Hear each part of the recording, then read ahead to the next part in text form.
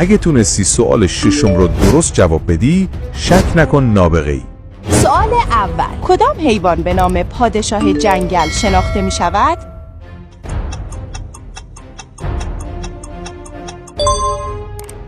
شیر. سوال دوم، کدام کشور بزرگترین تولید کننده قهوه است؟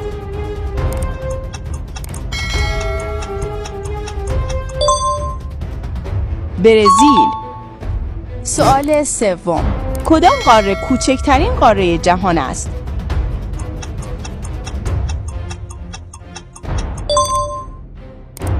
این سوال رو شما جواب بدهید. سوال چهارم، کدام سیاره به سیاره سرخ معروف است؟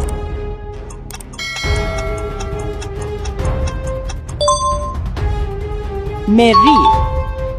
سوال پنجم، کدام زبان بیشترین تعداد گویشور در جهان را دارد؟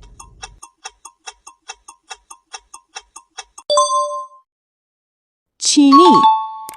سوال ششم، کدام عنصر شیمیایی نماد O دارد؟